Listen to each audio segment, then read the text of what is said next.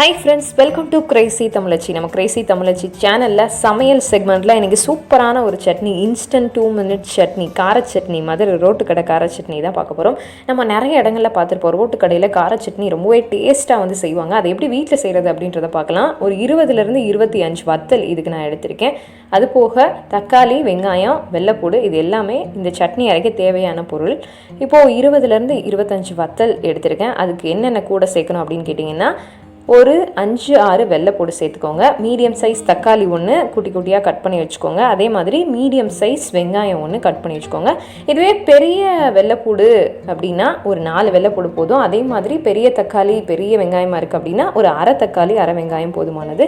இப்போ வத்தலை வந்து ஃபஸ்ட் நம்ம மிக்ஸி ஜாரில் போட்டு அடிச்சுக்கலாம். அதுக்கப்புறமா அது கூட நம்ம நறுக்கி வச்சுருக்கக்கூடிய தக்காளி வெங்காயம் வெள்ளைப்பூடு எல்லாத்தையும் சேர்த்து நல்லா அடிச்சிடலாம்.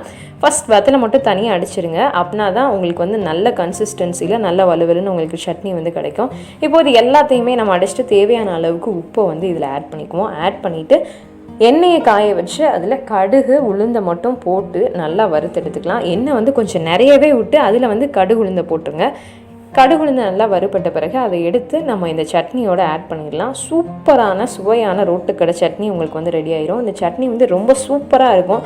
என்னடா அது 20 ல இருந்து 25 வத்தல் போட்டிருக்கோமே அப்படின்னு பயந்துடாதீங்க. ரொம்ப காரமாலாம் இருக்காது, சூப்பராக இருக்கும். கன்சிஸ்டன்சி எல்லாமே வந்து காம்பினேஷன் எல்லாமே கரெக்டாக இருக்கும். வத்தல் வந்து காரத்துக்கு தகுந்த மாதிரி எடுத்துக்கோங்க. ஏன்னா ஒரு சில வத்தல் வந்து ரொம்ப காரமாக இருக்கும், ஒரு சிலது வந்து கொஞ்சம் காரம் கம்மியாக இருக்கும். ஸோ அந்த மாதிரி இருக்கும்போது ஒரு 2-3 வத்தலை வந்து நீங்கள் வந்து குறைச்சிக்கலாம். எங்கள் வீட்டில் வத்தல் வந்து ரொம்ப காரமாக இருக்கும்ப்பா அப்படின்றவங்க நான் சொன்ன அளவுலேருந்து ஒரு 2-3 குறைச்சிக்கோங்க, அவ்வளோதான். ஸோ இந்த சட்னியை நீங்கள் கண்டிப்பாக செஞ்சு பாருங்கள் அண்ட் சாப்பிட்டு பார்த்து என்ஜாய் பண்ணிவிட்டு கமெண்ட்டில் வந்து எப்படி இருந்துச்சு அப்படின்றத சொல்லுங்கள். ரொம்ப ஈஸியான 2 minute இன்ஸ்டன்ட் சட்னி தான் இது. ரொம்ப டேஸ்ட்டாக ரொம்ப சூப்பராக இருக்கும். நீங்கள் வந்து எத்தனை தோசை எத்தனை இட்லி வேணுனாலும் இந்த ஒரு சட்னியை வச்சு சாப்பிட்லாம். அதுக்கு நான் வந்து கேரண்டி கொடுப்பேன். பிகாஸ் அந்த அளவுக்கு வந்து டேஸ்ட்டாக சூப்பராக இருக்கும். ஓகே ஃப்ரெண்ட்ஸ், இந்த வீடியோ உங்களுக்கு பிடிச்சிருந்துச்சு அப்படின்னா லைக் பண்ணுங்கள், ஷேர் பண்ணுங்கள், கமெண்ட் பண்ணுங்கள். மறக்காமல் கிரேசி தமிழச்சி சேனலை சப்ஸ்கிரைப் பண்ணாமல் பார்த்துட்டு இருக்கக்கூடிய நண்பர்கள் சப்ஸ்கிரைப் பண்ணிவிட்டு பெல் ஐக்கான் கிளிக் பண்ணி வச்சுக்கோங்க.